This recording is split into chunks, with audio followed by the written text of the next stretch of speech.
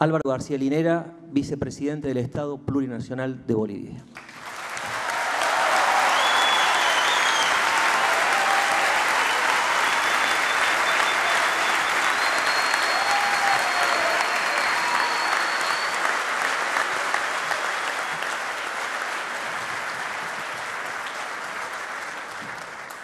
Muy buenas noches a todos.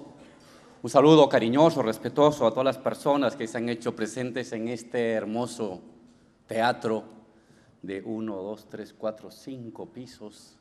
A los compañeros desde allá arriba que están, un gran abrazote.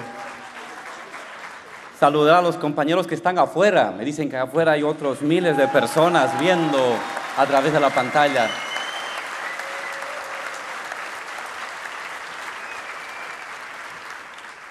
Saludar a Diego, a Ignacio, a Íñigo, a Ricardo, que nos acompañan en la mesa. Y ante todo, la emoción de este encuentro con personas como las madres que representan la memoria y la dignidad de los años 70 y de los años 80. Y esta juventud ardiente que la vimos desfilar en Bolivia el 22 de enero, cuando el presidente Evo ascendió nuevamente a la presidencia. Vimos a muchos argentinos jóvenes con sus banderas que nos venían a visitar. Lo sentimos en Argentina y aquí me siento en Bolivia. Muchas gracias por su cariño, muchas gracias por su recibimiento.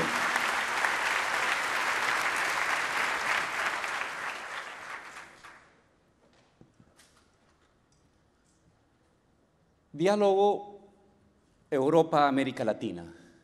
¿Qué está pasando en América Latina que de manera sincera podemos hablar, comunicar, informar a Europa? ¿Y qué está pasando en Europa que podemos recoger en América Latina? No se trata de imitar moldes. Ningún pueblo es parecido al otro. Ninguna experiencia histórica es parecida a la otra. No hay una ruta, no hay una fórmula que todos debemos imitar. Lo que hay experiencias compartidas, situaciones que enriquecen la experiencia del otro, experiencias del otro que mejoran la comprensión de nuestra propia experiencia. Yo quiero dialogar a partir de la experiencia latinoamericana con Europa, con Íñigo, con Podemos, con Syriza, conjunto de temas que hemos atravesado nosotros y que de alguna manera debían ser tomadas en cuenta también por los compañeros. Quizás no lo atraviesen, quizás lo atraviesen, y si lo tocan atravesar, que tomen en cuenta lo que aquí se hizo bien o lo que aquí se hizo mal, para que allí lo puedan hacer mejor. Un primer tema que planteó Diego cuando inauguraba este foro era el tema de la plaza. La plaza, la importancia de la plaza, y mencionaba la Plaza Murillo, mencionaba la plaza aquí en Buenos Aires, la plaza en Madrid, la plaza en Caracas, las plazas como escenarios de invención, de un nuevo orden, de esperanzas, de ideas, de nuevos tipos de organización. Este es un tema fundamental para América Latina y para el mundo. A todos nos ha tocado atravesar largas épocas de regímenes de democracia representativa, formación de partidos, campañas electorales, elección de gobernantes. Y después de un tiempo, molestia con los gobernantes, indignación, escepticismo, desesperanza, malestar, angustia y resignación personal. Lo nuevo de América Latina, y creo que lo nuevo del florecimiento de la democracia, radica no en la negación de los procesos de democracia representativa. El pueblo vota, la gente va a votar y forma parte de su hábito. Quizás lo nuevo que está enseñando América Latina, que está mostrando América Latina, es que la democracia no se puede reducir únicamente al voto. Que el voto, que la representación es un elemento fundamental de la Constitución democrática de los Estados. Se garantiza derechos, se garantiza pluralidad, pero que paralela y complementariamente hay otras formas de enriquecimiento de lo democrático. Esas formas de enriquecimiento de lo democrático es la plaza, es la calle, es la democracia callejera, es la democracia plebeya, es la democracia que ejercemos en las marchas, en las avenidas, en los sindicatos, en las asambleas y en las comunidades. No se puede entender el proceso boliviano sin ese correlato, sin esta dualidad institucional. Formación de una mayoría electoral, victoria, 54%, 64%, 62%, mayoría electoral, que legitima una propuesta, una voluntad política.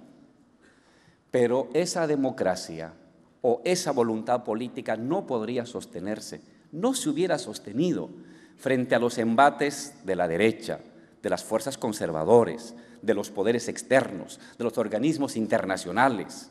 No se hubiera podido sostener si no hubiera venido aquí acompañada, enriquecida, empujada y defendida con la democracia en las calles. La democracia de la calle, la democracia de la plaza, la democracia del sindicato, la democracia de la gente reunida para deliberar sus asuntos, para protestar, para marchar, para posesionar, para defender, para apoyar, es la única manera en que las democracias contemporáneas pueden salir de lo que hemos denominado esta vivencia fósil de la experiencia democrática. Hoy en muchos países del mundo tienen sistemas electorales, claro que sí. Tienen sistemas democráticos, claro que sí, pero son democracias fósiles. Sus ciudadanos apáticos, recluidos en sus casas, con la mantequilla y el pan suficiente para el día, ¿en qué intervienen? ¿Qué deciden? ¿Deciden el destino de su barrio? ¿Deciden el destino de su departamento? ¿Deciden el destino de su país? ¿Deciden los despidos? ¿Deciden las inversiones? ¿Deciden el crecimiento de la economía? ¿Deciden la asignación presupuestaria para salud y educación? No lo hacen. Lo hace una minoría, una élite, una casta. La única manera en que la democracia en el mundo puede rejuvenecer, revitalizarse, abandonar su estado de institución fósil, repetitiva, aburrida y monopolizada por élites o por castas, es la vigencia, el vigor y el complemento de la democracia de las calles, de la democracia de las organizaciones, de la fuerza de los movimientos sociales. ¿Quién va a defender la revolución en Venezuela? La gente, el humilde, el trabajador, la vendedora, la comerciante, en la calle, en el barrio, en la comunidad.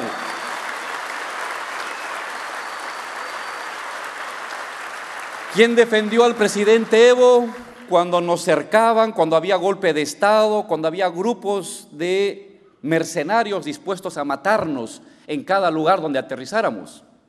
La gente, esta democracia plebeya, esta democracia de la calle que garantiza un nuevo tipo de gobernabilidad.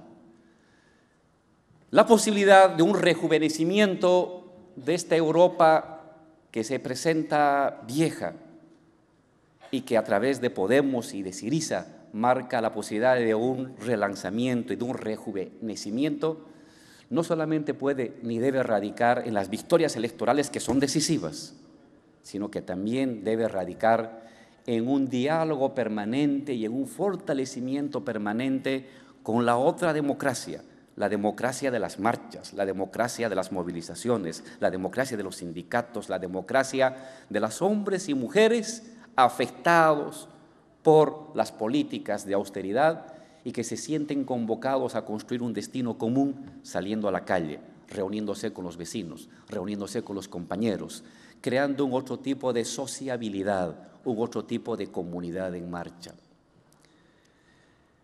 Lo nuevo de América Latina es esta dualidad institucional llamada gobernabilidad. Hay gobernabilidad en América Latina si simultáneamente se combina fuerza electoral con fuerza en la calle.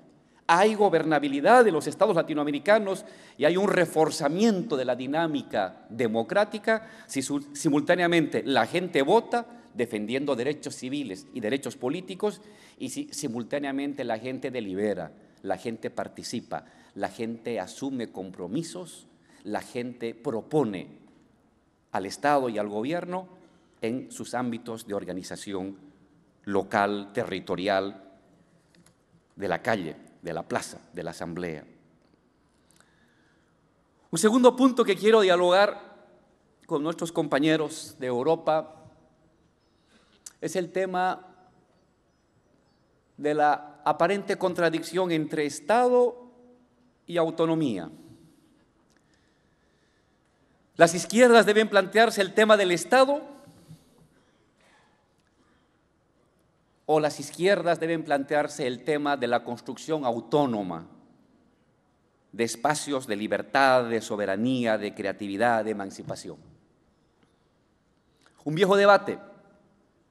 ¿Hay que tomar el Estado?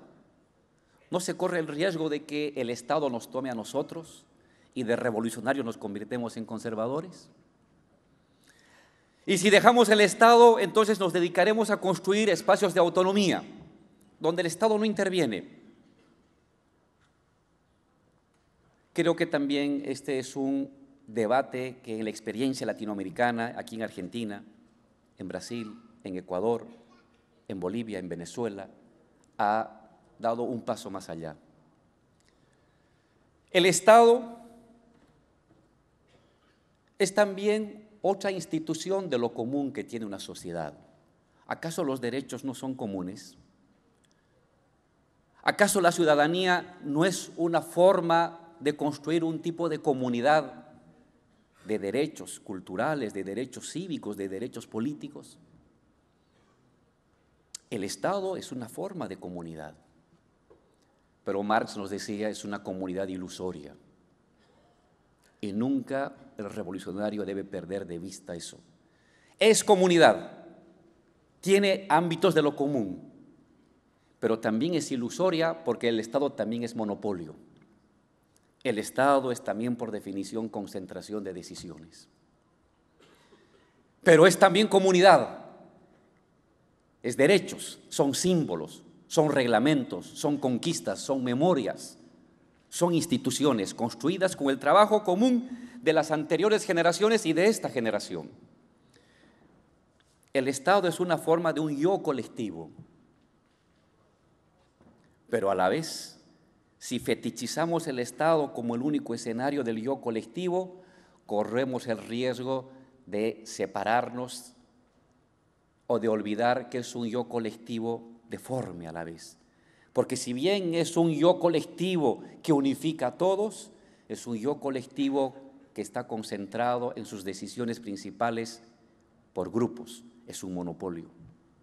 Y que la manera de vacunarnos contra ello, la manera de vacunarnos contra esta monopolización es también el cultivo de las esferas de autonomía, de las estructuras autónomas de la sociedad, en comunidades, en barrios, en fábricas, en grupos colectivos de producción, de asociación, de comercialización. Es el uno y el otro. Si solamente nos dedicamos al ámbito de la autonomía, decimos no quiero nada con el Estado porque todo lo contamina y yo me aíslo con el grupo, con mi pequeña comunidad, yo puedo vivir bien. Pero ¿y el resto de las personas? He abdicado a los poderosos, a los que sí saben administrar de manera monopólica, abusiva y autoritaria esos bienes comunes para uso privado. Es una forma también de cobardía política, es abdicar a nuestra responsabilidad con la historia.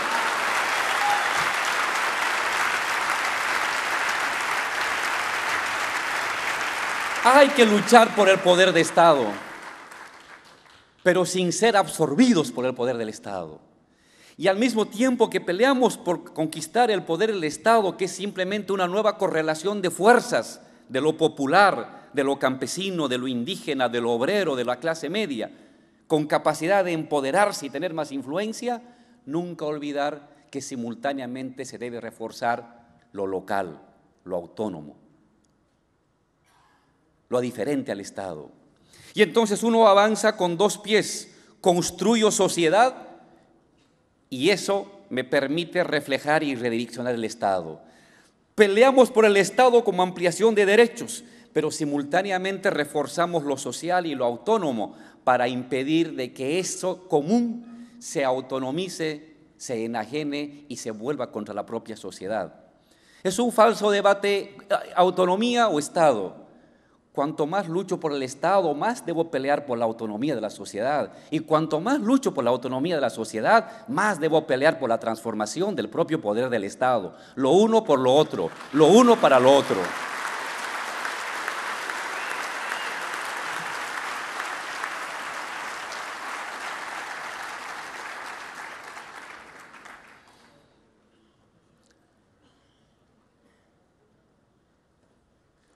La voluntad, la esperanza. Las políticas de austeridad, de despido y de maltrato que lo vivimos aquí en Argentina, que la vivimos en Bolivia y que ahora están comenzando a vivir en Europa, en España, en Grecia, en Portugal, poco a poco en Italia, también en Francia, son suficientes para generar una masa crítica capaz de movilizarse frente a los poderosos? No. La pobreza por sí solo no genera emancipación. La pobreza por sí solo también puede generar desesperación, puede generar aislamiento, puede generar frustración. Por lo general eso sucede. La pobreza y el malestar no siempre es sinónimo de caldo de cultivo de los procesos revolucionarios. Los procesos revolucionarios pueden surgir si sobre el malestar, si sobre la pobreza, si sobre el incremento de tus condiciones de vida o el decremento de tus condiciones de vida, la gente cree que es posible luchar y que su lucha dé un resultado. Uno no lucha solamente porque es pobre, uno lucha porque es pobre y porque cree que luchando puede dejar de ser pobre, es decir, la esperanza. No hay revolución que no se haya movilizado a partir de una esperanza, de una posibilidad. La esperanza del cambio, la esperanza de que se acabe todo ello, la esperanza de una nueva generación, la esperanza de que se puede nacionalizar, la esperanza de que puede haber asamblea constituyente, la esperanza de que estos tipos que estuvieron aquí enriqueciéndose a costa de nosotros se van a ir, una esperanza. La clave de un proceso revolucionario también radica en convertir la indignación, el malestar, la pobreza, la precariedad en una fuerza colectiva movida en torno a una esperanza, a un nuevo sentido común, a una posibilidad.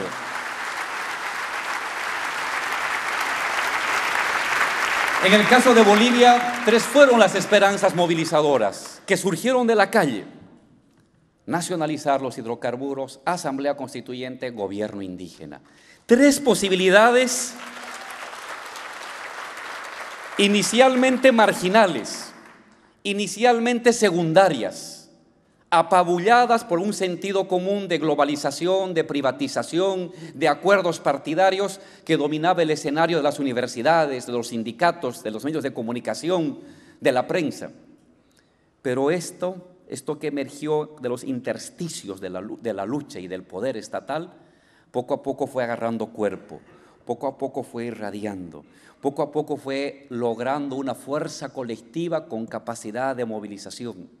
En el fondo, una lucha política es una lucha por el sentido común, por las ideas fuerza, por las ideas sin fuerza que pueden movilizar la esperanza de la gente. Ideas fuerza, Íñigo, ideas fuerza. Nadie puede decir cuáles son, sabrán los españoles. Su problema de los españoles no es un problema que uno puede conocer, porque no vivo España, no conocemos España, ustedes son de allí. pero una idea fuerza, un principio de esperanza, que lo hemos visto en esa gran marcha. Era una marcha de esperanza. No había una consigna común, había la esperanza de que todo esto acabe. Eso es la clave.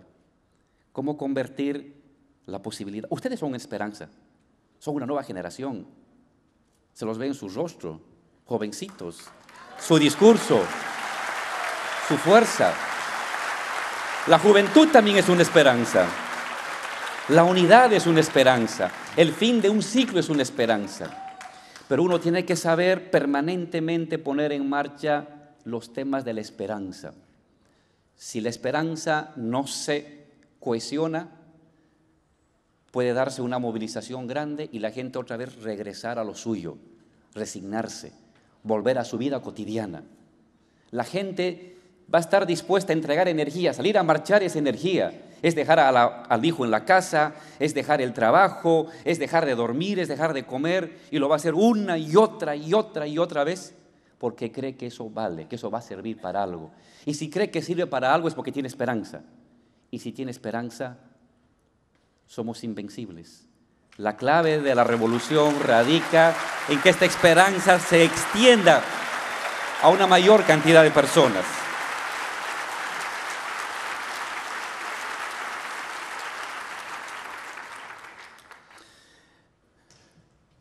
Pero también las revoluciones, los revolucionarios, la gente progresista, tenemos que tener capaz de autoanalizarnos, de autoevaluarnos permanentemente. En América Latina llevamos casi 15 años de este proceso extraordinario y nunca antes superado en su irradiación territorial de gobiernos progresistas y revolucionarios. Y es importante que nosotros y lo que hagan otros países nunca pierdan la capacidad de mirarse a sí mismos, de ser autocríticos y de evaluar cosas nuevas que no habíamos visto al principio. Yo mencionaría 4 a 5 temas muy importantes que emergen de la experiencia en Argentina, que emergen de la experiencia en Bolivia, en Ecuador, en Brasil, en Venezuela. La primera, ¿hay que potenciar el Estado o hay que potenciar la sociedad? Si concentramos todo en la voluntad de crear fuerza electoral, capacidad organizativa y fortaleza institucional, uno va a concentrar toda su fuerza en potenciar el Estado. Puede dar eficacia al principio, pero pierde el aspecto vital de la democratización de lo público. Porque puede haber un Estado bueno, un buen estado de bienestar, pero si no hay acción colectiva, no hay movilización social con capacidad de intervención en lo público, el estado de bienestar aparece como una buena gestión de una élite bien pensante y bien intencionada, pero ya no como una creación de la propia sociedad. Hay que reforzar un buen Estado, hay que crear una nueva institucionalidad que corresponda a la nueva época, sí, pero nunca en función de gobierno, en función de sociedad, dejar de crear fuerza social, movilización social, porque solamente ahí radica que podamos pasar de la experiencia de esos capitalismos de Estado que caracterizaron las experiencias de Europa del Este. Capitalismo de Estado no es igual a socialismo. Nacionalizar no es igual a socialismo.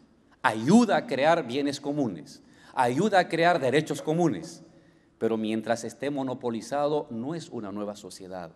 La única garantía de una nueva sociedad es que la propia sociedad vaya asumiendo el control de esos mecanismos, control de las decisiones. Entonces hay que crear Estado y hay que crear sociedad. Hay que crear sociedad, más fuerza, más autonomía y a la vez potenciar instituciones del Estado. El segundo tema, ¿economía o compromiso? La voluntad ayuda a mover. La voluntad y la esperanza es el principio que mencionaba Hegel siempre para poder cambiar el mundo. Pero eso tiene un límite. Puede haber 1 año de voluntad, 2 años de esperanza, 3 años de voluntad, 4 años de sacrificio. Pero si ese sacrificio, esa voluntad no viene acompañado con resultados prácticos, la voluntad también se cansa. El sacrificio también tiene límite. Es una obligación de los gobiernos progresistas y revolucionarios tener la capacidad de crear un régimen económico sostenible, redistributivo, generador de riqueza, generador de igualdad. No es un tema menor. No es un tema menor. La sociedad no se mueve perpetuamente. No hay el ascenso perpetuo de la sociedad en sus movilizaciones. No. La sociedad se mueve por ciclos. Ciclos de ascenso, estabilización, descenso. Ascenso, estabilización, descenso. Y entre una de las cimas y la otra pueden pasar meses, pueden pasar años o pueden pasar décadas. Y entre una cima y la otra tiene que haber un régimen de estabilidad económica, de crecimiento económico y de redistribución. Cuando estábamos en la oposición, no pensábamos estos temas. Bastaba criticar a los neoliberales, denunciar su incapacidad, denunciar la corrupción y el robo. En gobierno tenemos la obligación de pensar en la gestión, en la movilización y la eficacia, en la movilización y la gestión, en la movilización y en la generación de riqueza, en la movilización y en la distribución de la riqueza. Tenemos que tener la capacidad de mostrar que los regímenes progresistas y revolucionarios no solamente somos más democráticos, sino también económicamente más creativos y más igualitarios y más redistributivos de esa riqueza.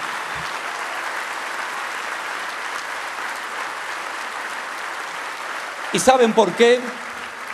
Porque no queremos, compañero Ignacio, no queremos que este despertar de las izquierdas latinoamericanos sea un corto verano. No queremos ser parte de una novela de un corto verano. Queremos que dure mucho. Queremos que dure mucho. Queremos que dure décadas. Queremos que dure para siempre. Y eso es la economía. En gobierno, el puesto de mando se coloca en la economía. Democracia y economía. Cuando uno está en la oposición, es lucha democrática y construcción de sentido común. Cuando uno está en gobierno, es ampliación de espacios democráticos y construcción de una buena economía con capacidad de distribuir la riqueza y de generar más igualdad entre las personas.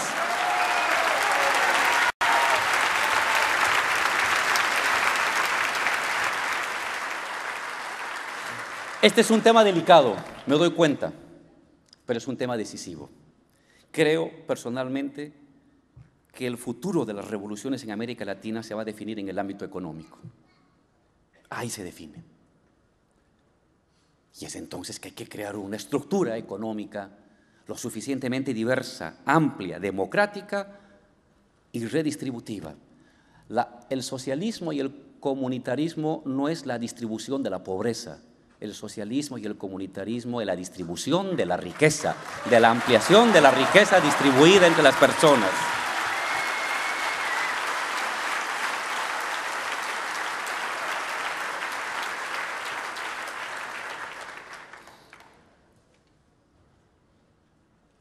¿Solo fortaleza local o dimensión mundial?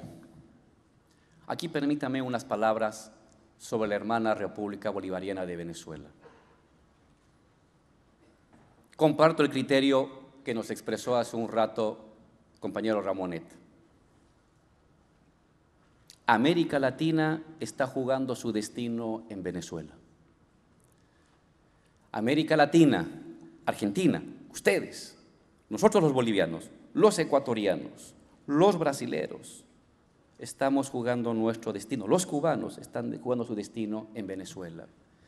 Si Venezuela cae bajo las garras de una intromisión, de una invasión, de una injerencia directa o indirecta, América Latina ha perdido.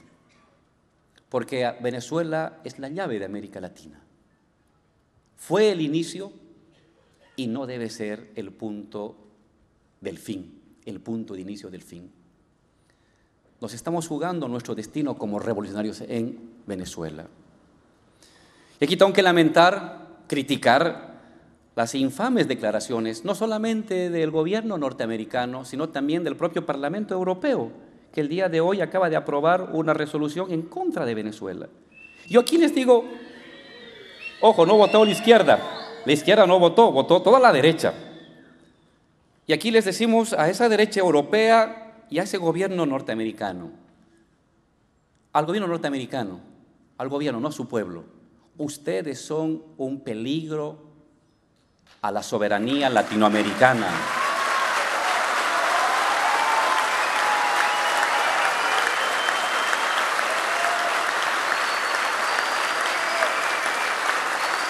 Nosotros no somos peligro para nadie.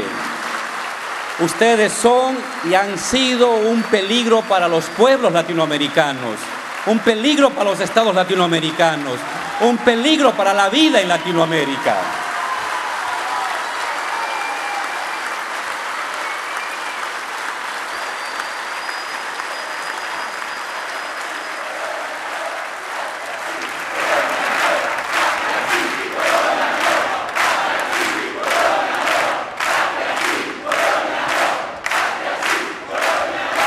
Y a la derecha europea, que acaba de sacar un comunicado, aprobar una resolución en el Parlamento Europeo. ¿No son acaso ustedes los que han destruido estados en Asia y en África? ¿No son ustedes los que están asaltando y robando el petróleo de los países de Medio Oriente? ¿Qué autoridad moral tienen para reclamar a un país sobre su vida democrática interna? Primero recojan sus tropas, recojan sus empresas de los países de Medio Oriente y de África para tener autoridad moral de reclamar algo a Venezuela.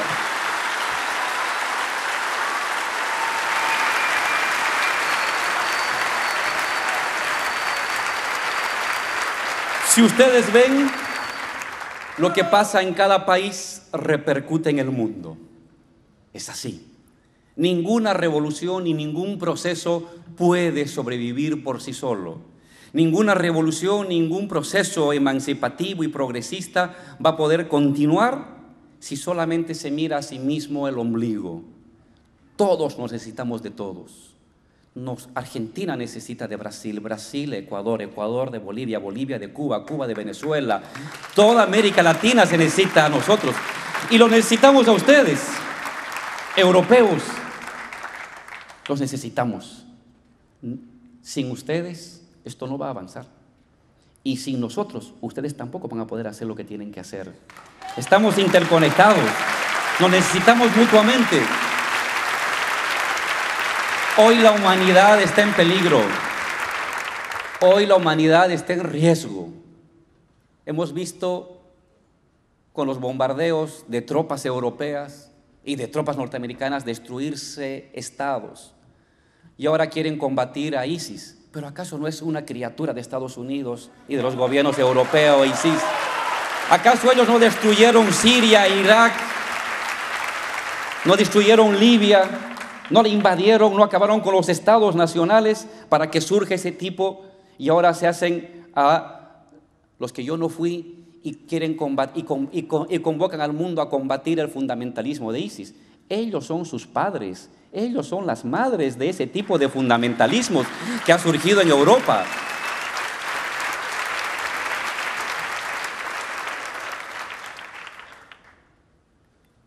Y claro, nuestra interdependencia no solamente debe estar basada en la solidaridad política, en la solidaridad, la complementariedad y el diálogo de saberes y de experiencias políticas y culturales como lo estamos haciendo acá. Hay que darle una base material. La integración latinoamericana necesita obligatoriamente de una base material de la unidad. Acciones conjuntas en economía, acciones conjuntas en finanzas, acciones conjuntas en derechos. Esta es nuestra gran tarea, mis compañeros de Argentina y especialmente de Brasil, que son los países económicamente más fuertes y sólidos de América Latina. Nuestra estabilidad como procesos emancipativos, nuestra patria grande que está presente en los discursos, en los encuentros, en las emociones compartidas, no va a tener perdurabilidad si no pasamos del encuentro político, del encuentro cultural al encuentro económico. Empresas conjuntas, producción conjunta, servicios financieros conjuntos.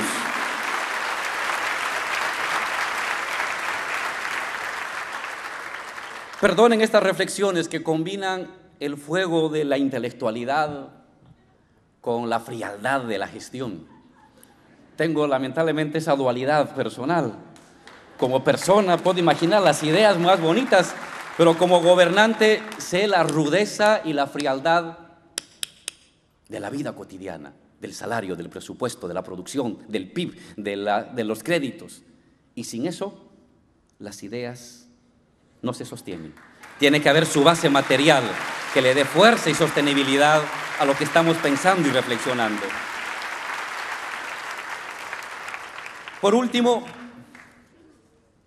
decir a nuestros hermanos europeos que los argentinos, los bolivianos, vemos lo que está pasando en Europa como si estuviéramos viendo una película retro de tiempo de Charles Chaplin. Lo que les ha pasado a ustedes ya lo hemos visto. Nos ha pasado a nosotros. Imposición del Fondo Monetario, del Banco Mundial, políticas de austeridad, de privatización, de despidos. Pasó aquí en Argentina, pasó en Bolivia, pasó en Ecuador, pasó en Perú. Lo que está pasando ahorita en Europa es lo que pasó en América Latina hace 20 años atrás. Y el resultado fue una noche terrible de desgracia. ¿Qué les decimos? No pasen esa noche. No, es terrible, es depredadora, es mortal. Todas las políticas de austeridad conducen a pérdida de derechos, a pérdida de soberanía, a pérdida de sindicalización, a retroceso económico, a subordinación política, a subordinación económica. Aquí en Argentina, en Bolivia, en los años 80, en tiempos neoliberales, el 40% de la riqueza pertenecía a un país extranjero. El otro 30% a 3 empresas extranjeras. La extrema pobreza se incrementó. La precariedad se infló. Los jóvenes no tenían esperanza ni tenían destino. Lo vivimos. Hermanos europeos, no pasen por eso. Si en algo sirve la experiencia latinoamericana, es que las políticas de austeridad destruyen las naciones, destruyen la sociedad, anulan la democracia y hacen perder la soberanía económica. Den un salto, rompan con eso. Hay otra posibilidad de riqueza, hay otra posibilidad de distribuir y de generar riqueza sin aceptar la imposición terrible, autoritaria, despótica de esos organismos, de esas troicas que se creen los dueños del mundo. No, Europa es de los europeos, no es de los mercados financieros ni del Bundesbank. Europa es para los europeos, como América Latina para los latinoamericanos.